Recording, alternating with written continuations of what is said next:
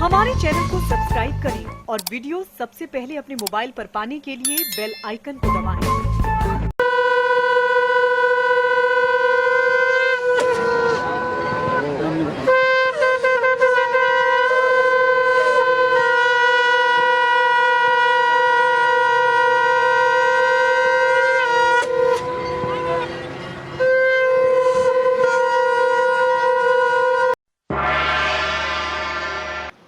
नमस्कार, मैं हूं अनिल वर्मा शेखर। रात के 10 बजे हैं और ये समय है बिग बुलेटिन का। आज आखिरी रात है, ये चुनाव से मतदान से पहले की आखिरी रात, और इस रात तमाम से फैसले बनने बिगड़ने हैं।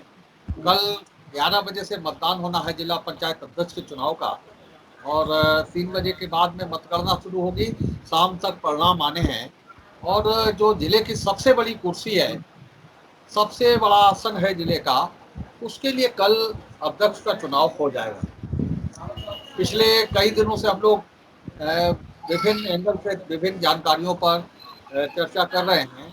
इस पूरे चुनाव में जबकि ये चुनाव भारतीय जनता पार्टी के शासन के दौरान हो रहा है, तब कई से नए मोड़ आए हैं जो अब तक हम लोगों ने नहीं देखे। पिछले जिला पंचायत अध्यक्षों के चुनाव में कई चुनावों की हमने की है, लेकिन इस बार जो कुछ नई चीज़ें आई हैं वो भी अब इतिहास बनेगी।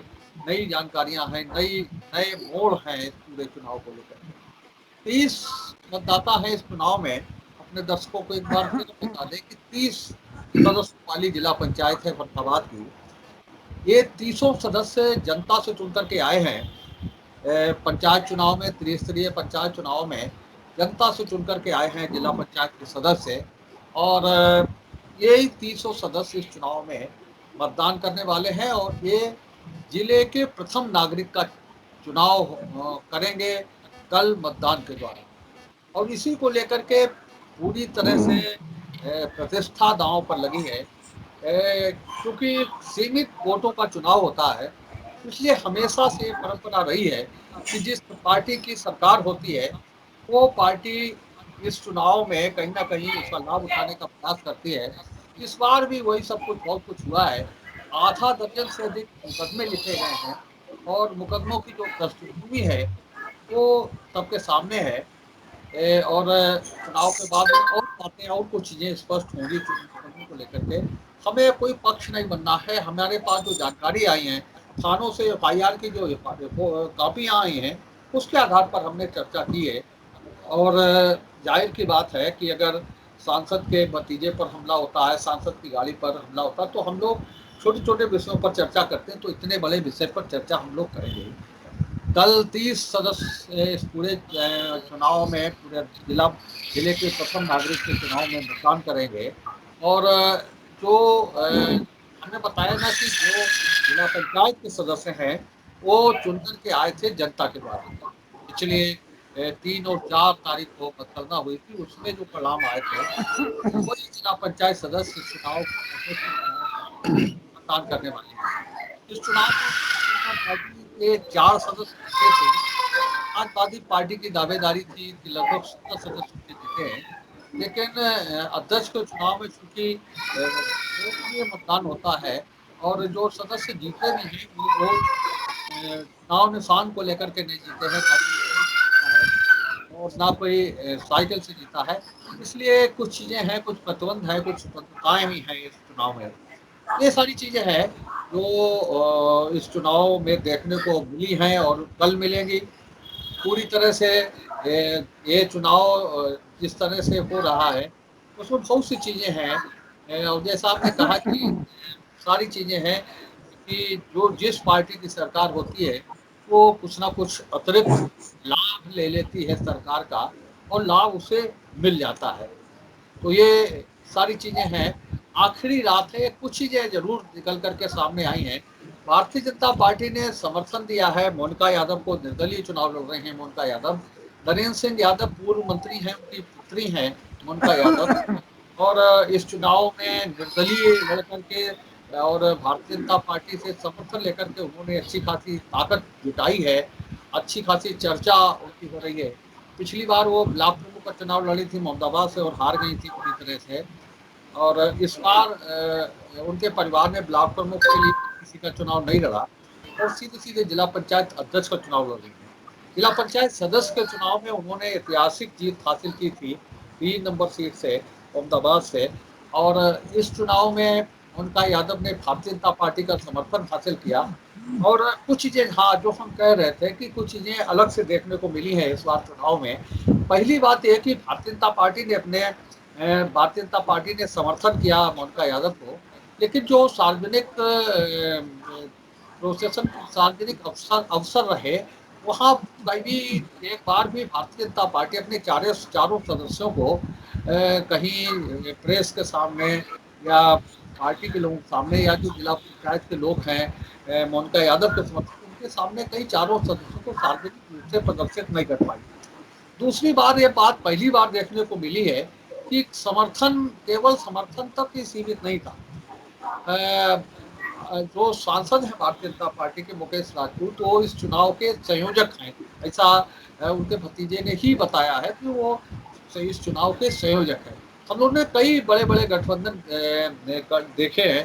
1980 में बहुगुणा जी की पार्टी थी नेशनल डेमोक्रेटिक कांग्रेस, उसने कांग्रेस के साथ समझौता किया था, लेकिन यहाँ फरखाबाद से उनका उम्मीदवार भी लड़ा था बहुगुणा जी का नेशनल डेमोक्रेटिक कांग्रेस का, लेकिन ऐसा कहीं नहीं हुआ था कि कांग्रेस का आदमी संयोजक बन जाए।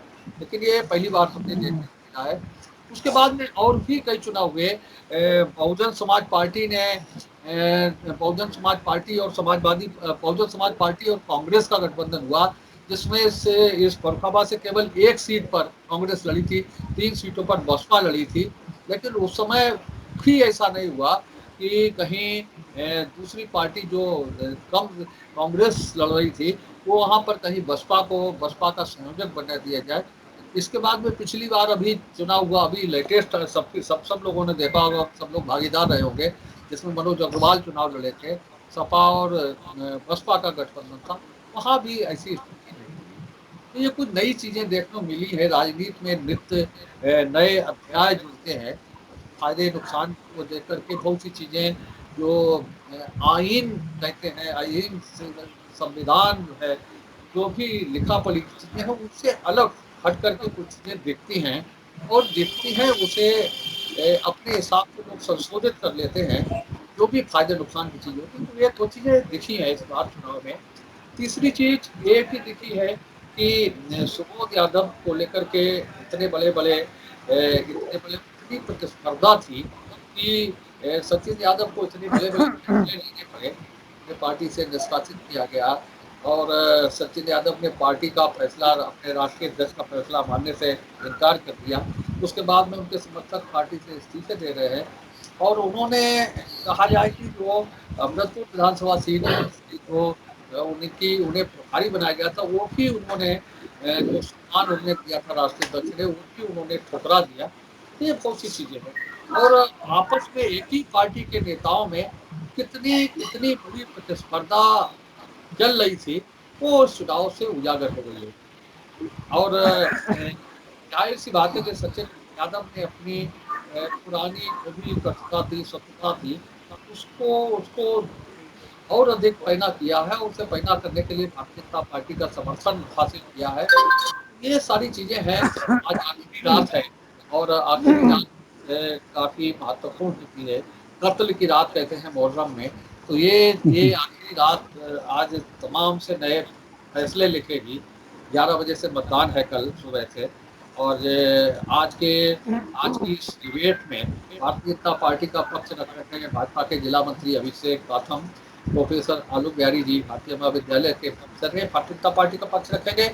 कांग्रेस से अनुपमा शर्मा जी हैं, महिला कांग्रेस के अध्यक्ष हैं, और वरुण त्रिपाठी कांग्रेस के उपाध्यक्ष हैं, और ये कांग्रेस का पक्ष रखेंगे। समाजवादी पार्टी से अनिल गंगवार जी हैं, समाजवादी पार्टी का रखेंगे, पार्टी के वरिष्ठ नेता है, और तमाम चुनाव की चीजें भी देख रहे हैं। तो ये समाजवादी पार्टी का पक्ष रखेंगे। अनिल गंगवार जी, शुरू करिए आप ही कि आपकी पार्टी उम्मीदवार घोषित किया, फिर आपकी पार्टी में बगावत शुरू हुई, और बगावत के साथ ही चुनाव प्रतिदिन नया मोड़ लेता चला गया।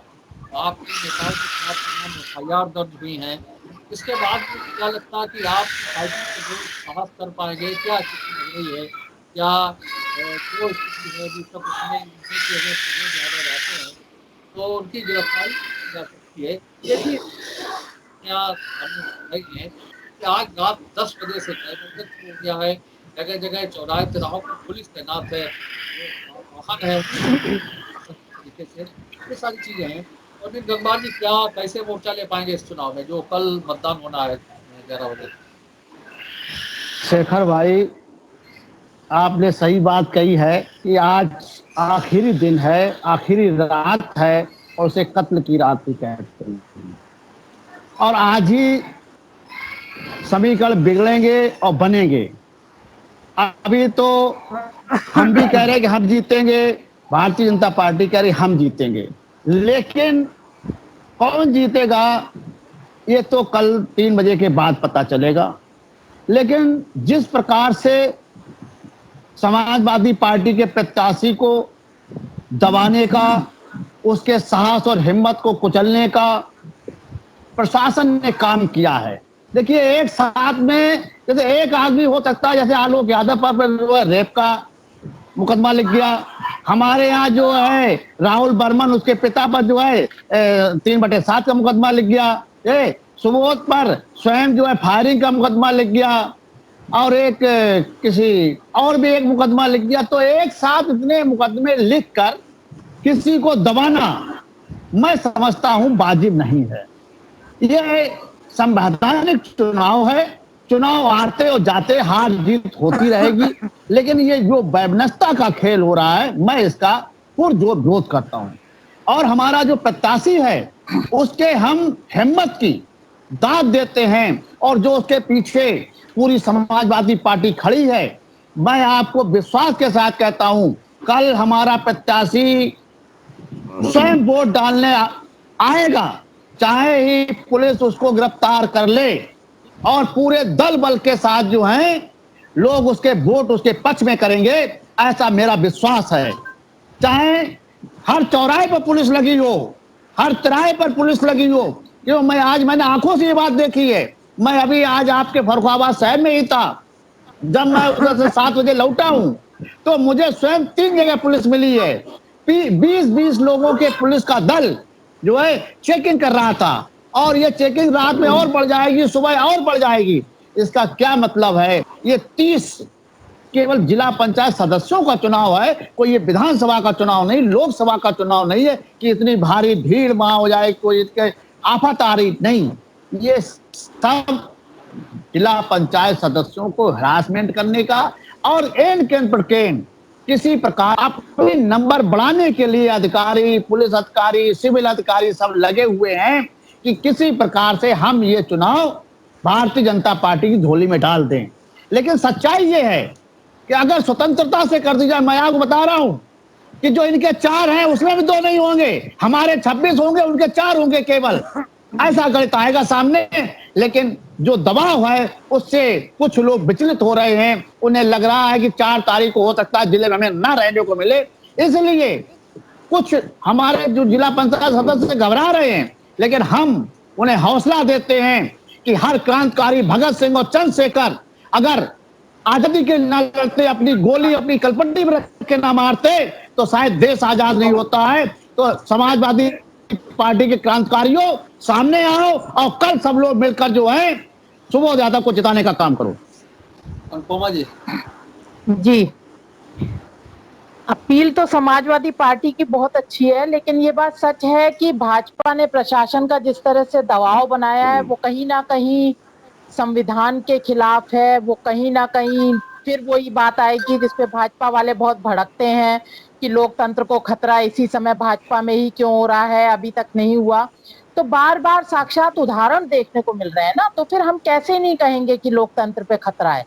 और इतनी अराजकता एक पंचायत चुनाव में, पंचायत अध्यक्ष के चुनाव में, कि एक दिन पहले आप सदस्य के ऊपर आपराधिक मुकदमे कायम कर देते हैं, 4 दिन पहले और 4 सदस्यों पे आ जाते हैं। अब ठीक है, आप लड़िए ना, एक तो आप वैसे भी अपना कोई कैंडिडेट आप खड़ा कर नहीं सके। भाजपा के लिए तो इस समय सबसे मखौल की बात यही है कि तुमने मोनिका यादव को समर्थन दिया, आप मोनिका यादव को समर्थन लेते ना और अपना कोई कैंडिडेट खड़ा करते, तो आप अपना कोई कैंडिडेट खड़ा नहीं कर सके। आप सपा के आयातित कैंडिडेट पे ही अपना दांव लगा रहे हैं और उस पे भी इतनी अराजकता और इतना भय का माहौल बना रहे हैं, इतनी ज्यादा चेकिंग कर रहे हैं। मुझे तो लगता है प्रशासन के पूरे विचार ये हैं कि 30 के 30 सदस्य वहां पहुंचे ही नहीं, पहुंचे ही वो 4-5 सदस्य जो कि केवल मोनिका यादव को वोट दें और देके और चले आए, क्योंकि सुबोध यादव जी पे तो मुकदमा लिखा हुआ है, तो उन्हें पुलिस पहले ही गिरफ्तार कर लेगी, या जो भी इनकी मंशा हो। लेकिन हाँ, ये बात सही है कि ये कत्ल की रात है और ये वास्तव में मुझे लगता है इतने सारे चुनाव आज तक हुए हैं, अंतिम रातें हमेशा ही चुनाव के लिए, किसी भी चुनाव के लिए कत्ल की रात ही के समान होती है, लेकिन ये रात वास्तव में बहुत भयानक है। और वैसे तो इस रात की सुबह ना हो, कई लोग मना रहे होंगे, लेकिन सुबह तो होगी होगी। अब ये देखना है कि इस कत्ल की रात की कल सुबह 11 बजे कैसी होती है। वरुण जी भाई साहब, आपने इसका जो टॉपिक दिया ये आखिरी रात, तो ये बिल्कुल सही है कि इसे हम कत्ल की रात नाम दे सकते हैं। आप देखिए शासन प्रशासन कितना डराव घबराया हुआ है कि कहीं ना कहीं पुलिस को सहारा बना के विपक्षियों के ऊपर किस तरीके से प्रेशर क्रिएट कर रहा है। आप देखिए ये भय और आतंक का जो माहौल भाजपा सरकार ने जो पुलिस प्रशासन के जरिए जो पैदा किया, उसके साक्षात उदाहरण है धन बल, बाहुबल, सरकारी तंत्र का साथ दुरुपयोग, झूठे मुकदमे, और सरकार ने इतना दमन चक्र चलाया हुआ है कि आप समझिए कि प्रत्याशियों को इतनी बड़ी दहशत में डाला हुआ है कि साहब वो वोट न डाल पाएं और किसी भी तरीका से ये अपना जिला पंचायत अध्यक्ष बना लें। तो ये उसी तरीके से जिस तरीके से सेंट्रल में जब ईडी वगैरह या सीबीआई के छापे जब प्रदेश लेवल के जब चुनाव होते हैं, हमने अभी पिछले समय देखा था कोलकाता में किस तरीके से चुनाव हुए, कैसे विपक्षियों को डराने का, ममता बनर्जी सरकार को डराने का इन्होंने जो चक्र रचा, उसके बावजूद भी साहब वहाँ ये सत्ता नहीं बना पाए। तो वही चीज़ और वो सारी चीज़ें हम लोग यहाँ देख रहे हैं। एक जायज़ मुद्दे उठाने के लिए विपक्षी अगर पेट्रोल डीजल या सिलेंडर का मामला उठाते तो उनके बड़े बड़े नेताओं के, हमारी पार्टी के बड़े बड़े नेताओं को साहब नज़रबंद किया जाता है। और पुलिस इसी तरीके से इन लोगों ने पूरा सेटअप बनाया है कि पुलिस को लगाया हुआ है कि साहब विपक्षी ना पहुँच पाए और हम अपना अध्यक्ष बना लें। तो यही इनकी मंशा है और कुछ नहीं है साहब। इन्हें सिर्फ सत्ता चाहिए। जनता ने जो जनादेश दिया उसका पूरी तरीके से अपमान है और कहीं ना कहीं ये लोकतंत्र की पूरी तरीके से हत्या है। अभिषेक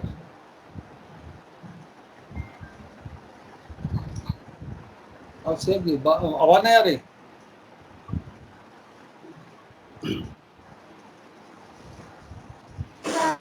जो आज का विषय है वो वाकई में बहुत ही अच्छा विषय है कि आपके द्वारा जो कहा गया कि ये आखिरी रात, कोई भी आदमी अच्छा काम करता हो, जब आखिरी रात हो तो व्यक्ति की धड़कन हो जाती है। तो आज जो भी प्रत्याशी चुनाव लड़ रहे हैं उनकी धड़कनें वाकई में तेज हैं, क्योंकि वो लोग पैसा भी खर्च कर रहे हैं और अपना पूरा समय भी बर्बाद कर रहे हैं। और जो रही बात, अभी बड़ी अच्छी बातें कही गई, बड़ा आसानी से मैंने सुना। एक समाजवादी पार्टी के नेता वो चैनल से ही वोट मांगने लगे कि साहब समाजवादी पार्टी को वोट करें।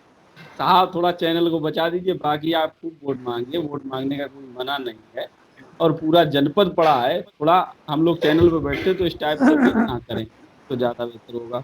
दूसरे एक उदाहरण दिया गया कि साहब ईडी के छापे वहाँ पड़े।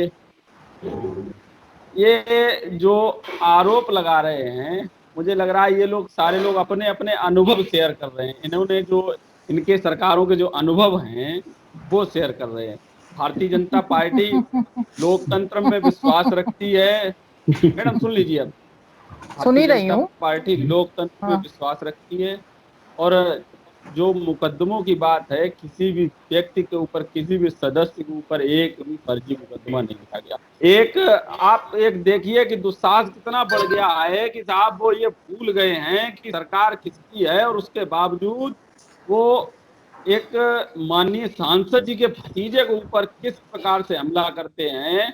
अगर वो मौके से वहां से निकल आए होते तो शायद है कि मुझे लग रहा है कि सांसद जी के भतीजे की हत्या के प्रयास किए गए वो शायद हत्या कर सकते।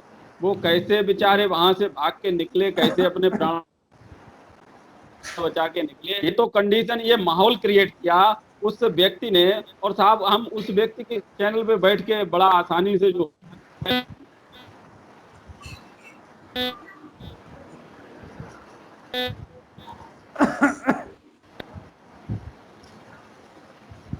आवाज बंद हो गई हमसे।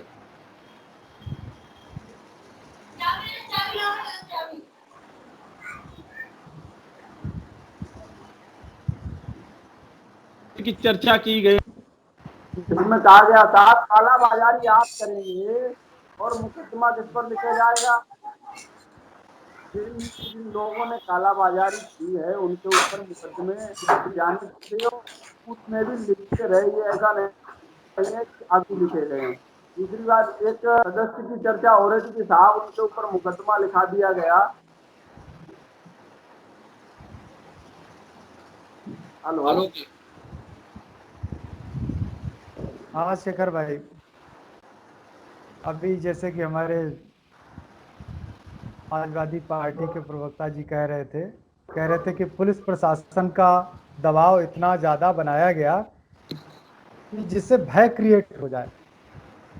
अरे पुलिस प्रशासन का जब भी कोई चुनाव होता है तो पुलिस प्रशासन की व्यवस्था होती है कि कहीं किसी प्रकार से चुनाव में कोई गड़बड़ी ना हो जाए।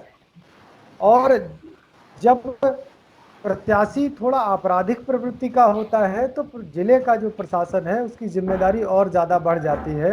और इतना तो तय हो गया है कि जो प्रत्याशी है जब वो सांसद के भतीजे पर एक गैंग बना करके, गिरोह बना करके एक सुनियोजित तरीके से हमला कर सकता है, उस परिस्थिति में कि जबकि वो सत्ता में भी नहीं है। आप सोचिए कि सत्ता में जब ये थे तो इसी प्रकार की गुंडागर्दी करते थे। उनको पता नहीं है कि अब इस समय योगी जी की सरकार है, किसी भी गुंडा की गुंडागर्दी अब चलने वाली नहीं है। इसीलिए हमारा प्रशासन चुस्त दुरुस्त है। और अभी आप एक दावा कर रहे थे कि चाहे कितना भी आसमान टूट पड़े, पुलिस कितनी भी लग जाए, हमारा प्रत्याशी अवश्य वोट डालने आएगा। आए, स्वागत है। वोट डालना एक अलग प्रक्रिया है, लेकिन जो अपराध का जो कृत्य किया है उसके अंतर्गत जो प्रशासनिक व्यवस्था है उसके जो चक्रव्यूह है उसमें तो वो आएंगे ही आएंगे, वोट डालेंगे। अगर वो फरार हैं तो पुलिस अपना काम करेगी। किसी को निरपराध नहीं फंसाने का प्रयास करता है कभी प्रशासन, क्योंकि प्रशासन को पता होता है कि सरकारें आती हैं जाती हैं, हम सब लोग नौकरी करते हैं, 60 साल बाद रिटायर होंगे, कितनी सरकारें आएंगी चली जाएंगी। कोई भी प्रशासनिक अधिकारी जो है अपनी कलम को नहीं फंसाना चाहता। अगर आपने आपराधिक कृत्य किया है तभी आप पर मुकदमे लगे हैं और उसके चश्मदीद गवाह हैं, तो कैसे आप अपने प्रत्याशी को निष्पक्ष मान सकते हैं? नहीं है। अब रही बात चुनाव की, ठीक है, पहले आप ये कहते थे कि समाजवादी पार्टी बहुमत लेकर के आई है, भाजपा का सुपड़ा साफ हो गया है। हम सब लोगों ने एक आंकड़ा लगाया कि 6 समाजवादी पार्टी के आए, 4 हमारे आए, बहुमत का आंकड़ा कायदे में निर्दलियों के पास है, तो हमने निर्दलियों का सम्मान करते हुए उनको समर्थन दिया। अब आप कहने लगे कि नहीं, भाजपा का संयोजकत्व है, संयोजक होना बुरा नहीं है। अगर सांसद जी हमारे ने ये कहा है कि इस पूरे चुनाव की प्रक्रिया को हम भी देखेंगे, हमारे जनपद के सांसद हैं, तो उसमें संयोजकत्व की बात कहाँ से आ गई?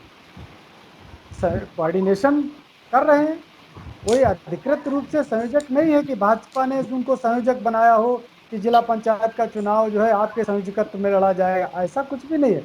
उनके प्रतिनिधि ने कह दिया कि हाँ उनको इसमें इंटरेस्टेड हैं, क्योंकि 2 बार जिला पंचायत अध्यक्ष की कुर्सी पर उनका कब्जा रहा है, उन्हें ज़्यादा अनुभव है। तो कैसे प्रत्याशियों को लड़ाया जाता है?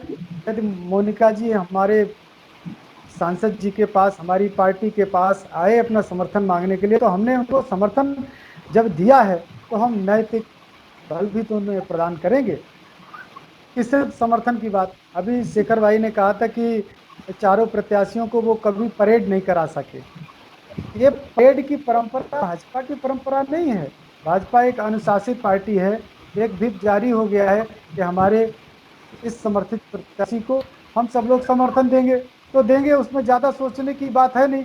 हाँ, समाजवादी पार्टी, आज मैं सुन रहा था, मार्केट में था, समाजवादी पार्टियों ने जरूर प्रलोभन देने का प्रयास किया। मैं तो इस चैनल के माध्यम से ईडी के अधिकारियों को थोड़ा कहना चाहूँगा और विजिलेंस के अधिकारियों को कहना चाहूँगा और जो अधिकारी होते हैं कि जरा इस पर नज़र रखें, क्योंकि हमने सुना था बाजार में इस प्रकार की चर्चा थी कि समाजवादियों ने एक एक प्रत्याशी के सदस्य में जो वोट डालेंगे उनको 1.5 करोड़ रुपए देने की बात कही है। ये धन कहाँ से आएगा, ये धन की व्यवस्था कहाँ से होगी, ये कहाँ से बात चली है, इसकी भी जांच होनी चाहिए। क्योंकि समाजवादी शुरुआत से कहते रहे हैं कि ये तो धनबल का चुनाव है, तो ये जांच का विषय है और इस पर जांच होनी चाहिए। और हम जो जिले के उच्चाधिकारी हैं उनसे भी निवेदन करेंगे कि ये जो धनबल का जो चुनाव इन समाजवादियों के दिमाग में छाया हुआ था, इसकी अवश्य जांच करें कि इतना धन, ये अकूत संपत्ति, ये कहाँ से अर्जित की गई है। क्या ऐसा तो नहीं कि पिछली सरकार में जो ये प्रतिनिधि रहे हैं उसमें से ये कमाया गया है धन? ये भी जांच का विषय है।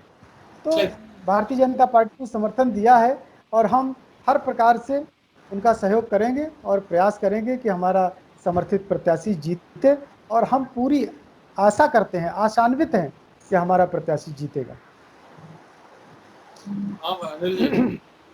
जी शेखर भाई, मैं आलोक जी की 2-3 बातों से सहमत हूँ। पहली बात तो अभी इन्होंने धनबल की बात की है, इन्होंने ईडी की जांच की। मैं भी इनके साथ में इस बात की मांग करता हूं कि इसकी जांच अवश्य होनी चाहिए। इससे पहले मैंने चैनल पर और भी कई बार कहा है, आपके पास सरकार है, आपके पास ईडी है, आप इसकी जांच जरूर कराएं कि किस मेंबर को किसने कितना रुपया दिया, इसकी जांच बहुत जरूरी है। दूसरी बात, आपने एक भी नैतिकता की बात की है कि नैतिकता रहनी चाहिए।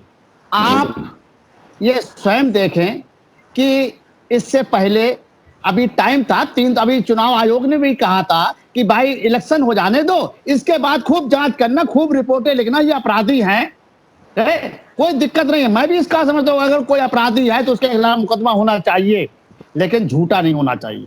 आप कह रहे झूठे मुकदमे लिखे नहीं जाते, मैं इसके प्रमाण दे सकता हूं कि किस प्रकार से पुलिस झूठे मुकदमे बनाती है और लोगों को जेल भेजती है। ये पुलिस के बाएं हाथ का खेल है, ये आप भी जानते। भले इस चैनल पर बैठे आप ना कह पा रहे हो क्योंकि आपकी सत्ता में पार्टी है, लेकिन ऐसे तमाम मुद्दे मेरे नजर में हैं कि बेचारे दोष नहीं था और फिर भी 307 के मुकदमे लगा दिए, झूठी मोटरसाइकिल फेंक दी, फायर कर लिए खुद ही, और थाने में भाग के पहुंच गए कि साहब हमारे ऊपर फायरिंग हो गई, और पहले से सेटिंग थी और 307 का उनके फला फला के खिलाफ मुकदमा दर्ज कर लेती पुलिस।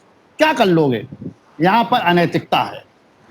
दूसरी बात कि आज भारतीय जनता पार्टी कह रही, हम कहते ठीक है आपने समर्थन दिया, हम, लेकिन बहुमत हमारा ही था। आप, मैं फिर कह रहा हूं, अगर नैतिकता से आप वोट दिला लें, और अरे बिल्कुल आज भी बहुमत है आलोक जी, आज भी बहुमत हमारा है। छह नहीं तो वो तो ऐसा है, देखिए कुछ लोग फ्रेंडली चुनाव लड़ रहे थे, कुछ लोग फ्रेंडली चुनाव लड़ रहे थे, कुछ टिकट पे चुनाव लड़ रहे थे, ये पहले भी मैंने कहा था। हम भी फ्रेंडली समर्थन दे रहे हैं। नहीं तो हम कह रहे हैं आप, नहीं हम कह रहे हैं समर्थन दीजिए, हम नहीं इसका विरोध कर रहे हैं। आपने मोनिका जी को समर्थन दिया है, बहुत अच्छी बात है, लेकिन जो है नैतिकता रहनी चाहिए और स्वतंत्रता से वोट पड़ने दिया जाए।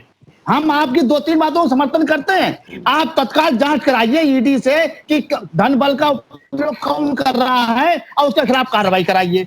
लेकिन ईडी की जांच सरकार के खिलाफ थोड़ी होती है। नहीं, वो इनका मेहता नैतिकता अगर है इनमें तो ये अपने खिलाफ जांच करा लेंगे। देखिए लेकिन कल जो वोटिंग हो उसमें सबको जाने दिया जाए, 30 को अपने अधिकार का प्रयोग करने दिया जाए, वहां पर किसी प्रकार का बल प्रयोग ना किया जाए कोई उनके साथ। और मैं तो कहता हूं जो अपराधी जिनके खिलाफ मुकदमे लिखे हैं, आप 3 बजे के बाद उन्हें गिरफ्तार कर लें, कोई दिक्कत नहीं है, लेकिन पहले उन्हें वोट डालने दिया जाए। ऐसा ना हो कि वो प्रत्याशी आएगा और उसे गिरफ्तार करके पहले जेल भेज देंगे आप। तब तो ये सही बात है। निर्वाचन अगर आयोग ने कोई कहा है, अपराधी अगर कोई अपराधी कत्ल कर दे अनिल जी, तो ऐसा उसके कोई बाद अपराधी नहीं है। उसके बाद वो देखिए कहते हैं थाने, कि सुनिए मेरी हम तो बात, अपने खेत की बुवाई कर लेना जेल में लोग बंद होते हैं। नहीं आलोक जी आप वोट बताइए, डालने का अधिकार है, वोट डालने का अधिकार है, जेल में बंद होता है अपराधी, कत्ल वोट के डालने जुर्म का में बंद अधिकार है। होता है और वहां से नामांकन कर लेता है और चुनाव लड़ता है। जज साहब हमको भाई वोट साहब, डालने दीजिए, भाई उसके साहब, बाद अनिल हमको जी, गिरफ्तार एक कर लेना, ये कौन सा मिनट देखिए, करना जिस है? तरीके से हमारे भाजपा के वरिष्ठ साथी ने ये बात तो कही ये कि कौन साहब सा ईटी की जांच होनी चाहिए, फला एजेंसी की जांच होनी चाहिए, तो कहीं ना कहीं हमारे भाजपा के साथी ने बीजेपी गवर्नमेंट को ही कटघरे में खड़ा कर दिया है। साहब तो आपका ये बीजेपी गवर्नमेंट को आपका अरे इंटेलिजेंस फेल्यूअर है कि आपने ये स्वीकार किया ये डिबेट के माध्यम से कि साहब सपा के लोग 1.5 करोड़ रुपए दे रहे हैं, तो आपकी सरकार क्या कर रही है, बिल्कुल सही, आपकी बिल्कुल पुलिस क्या सही। कर रही है, आपकी एलआईयू साहब क्या कर रही है? कहीं ना कहीं आपने अपनी ही सरकार को कटघरे में खड़ा कर दिया है। और दूसरी चीज, हमारे भी एक भाजपा के साथी ने कहा कि साहब ये कांग्रेस के पुराने अनुभव हैं, तो आपके क्या साहब ये सुनहरे पल हैं, आपके ये सुनहरे पल हैं कि? और दूसरी चीज, मुकदमे की टाइमिंग देखिए, पिछले कुछ समय में विरोधियों के ऊपर जो मुकदमे दर्ज हुए उनकी आप टाइमिंग देखिए। और हमारे सपा के साथी, वरिष्ठ साथी गंगवार जी ने कहा कि साहब अखिलेश जी का जो जन्मदिन मनाया वो, और उसमें कहीं ना कहीं उनकी सैलरी साहब रोकने का काम किया। तो आप ये शिक्षक होने के नाते समाज को दशा और दिशा देता है, जब उनके साथ इस तरीके का खिलवाड़ होगा तो आम जनता साहब क्या करेगी? और जो बात भाजपा नैतिकता की बात करती है, सबका साथ सबका शेखर विकास की भाई, बात करती है, तो ये भाजपा की डायरी में नहीं है साहब। इनके दांत दिखाने शेखर के कुछ भाई, और हैं और साहब खाने के शेखर कुछ भाई, और हैं। बिल्कुल शेखर सही। और भाई, मखौल मतलब लोकतंत्र की हत्या नहीं है। अरे एक मिनट, एक बात, एक मिनट, एक मिनट, एक लोकतंत्र मिनट की आलोक हत्या भाई। तो इमरजेंसी लगा करके कांग्रेस ने लोकतंत्र ऑलरेडी हो कर दी गया, है। लोग तो कर दिया ना, लोकतंत्र कर की दिया बचाने ना, बचाने तो की उसे लड़ाई आप लोग कब इमरजेंसी को तक छोड़ करोगे? दीजिए, तो आप लोग आप कब तक वर्तमान में आइए, करोगे? आप तो वर्तमान 6 में साल आइए, से, 7 इमरजेंसी को साल से छोड़ कर रहे दीजिए, हो। इमरजेंसी को छोड़ 1.5 दीजिए, करोड़ वर्तमान का में आइए, प्रलोभन वर्तमान दे मुद्दे रहे पे आइए, हैं भागिए विपक्षी मत। दल। आपको वर्तमान अब मुद्दे तो पे जांच डिबेट चल रही करवाने है, की उस मांग मुद्दे पे करते आइए। हैं कि ये 1.5 करोड़ आया कहाँ से। हाँ, आपकी 1.5 सरकार फेल है, जांच कराइए इसलिए ये भाई, बता जांच करा पा रहे हैं। लीजिए। आपने जांच नहीं करा होगा पाई, होगा, आपकी सरकार को आपने हाँ? स्वयं कटघरे में खड़ा कर इसीलिए दिया। हमारा प्रशासन चुस्त दुरुस्त है कि कहीं पर ये 1.5 करोड़ रुपया दे करके खरीदने की जैसे प्रक्रिया जैसे तो नहीं चलेगी। एक मिनट आलोक और भाई, आप कह रहे हैं कि प्रशासन ना रहे, बात सबको बाजार आने में, जाने दिया हमसे जाए। एक आवाज तो खोलो भाई, हमसे हमसे एक आलोक आवाज नहीं आ रही। आलोक जी, जैसे आपने बाजार में ये बात सुनी कि 1.5 करोड़ रुपया सपा के लोगों ने दिया है, वैसे मैं कचहरी में आज सुन के आई हूँ कि भाजपा ने 17-18 सदस्य खरीद दिए, एक एक 1.5 करोड़ में। तो उसकी जांच तो होनी चाहिए, क्योंकि अभी बाजार में नहीं, कोई भी हमसे एक कहीं भी आवाज नहीं कुछ। आ रही। उसकी जांच नहीं हो सकती, उसकी जांच उसी तरीके से नहीं हो सकती जिस तरीके से मध्य प्रदेश में इन्होंने पूरी सरकार पूरा पूरा विपक्षी दल इन्होंने खरीद लिया। गोवा में साहब पूरी पूरी सरकारें विरोधियों की इन्होंने तोड़ ली। तो साहब कथनी और करनी में साहब बहुत अंतर है। अरे और कहीं ना कहीं इन लोगों ने इस तरीके का पूरा माहौल साहब क्रिएट किया है, एक व्यवस्था इस तरीके से क्रिएट की है आप कि साहब सुन लीजिए सरकार ना, थोड़ी बात नेतृत्व सुनिए भी तो। अध्यक्ष हमारा बनना बात का चाहिए, उसके जवाब भी लिए तो, चाहे कुछ बात भी का हो, जवाब भी लोकतंत्र की दो हत्या हो और चाहे अरुण कत्ल जी, करना बात पड़े, का हर जवाब तरीके लिए भाजपा सरकार पूरी तरीके से तैयार है। अरुण जी, बात का जवाब दे दीजिए। हमसे एक आवाज नहीं आ अभी रही हमसे। अभी भी आप शेखर भाई का पक्ष ले रहे थे कि अखिलेश यादव का जन्मदिन मनाने पर हमारा वेतन रोक दिया गया। ये बात आप नोट कर लीजिए कि जो भी सरकारी कर्मचारी है, जब विद्यालय में होता है या किसी अपने उस उपक्रम में होता है, तो वो प्रदेश के वर्तमान मुख्यमंत्री राज्यपाल का जन्मदिन भी बिना अनुमति के नहीं मना सकता। पूर्व की तो बात छोड़िए आप, उसके लिए बाकायदा एक निर्देश जारी होता है कि इनका जन्मदिन मनाया जाएगा, इनका जन्मदिन में नहीं मनाया जाएगा। विद्यालय में बच्चों को पढ़ाने के लिए होता है, ना कि अपनी अपनी पार्टियों का जन्मदिन मनाने के लिए होता है। हम भाजपा के व्यक्ति हैं, अगर हम महाविद्यालय जाते हैं तो क्या हम अपने महाविद्यालय में किसी विधायक जी का जन्मदिन मनाएंगे उस दिन? अगर हम सुनिए, अगर हम गेस्ट हाउस में अपने मना रहे हैं तो क्या आपत्ति हाँ, है? लेकिन ड्यूटी के अगर समय पे नहीं।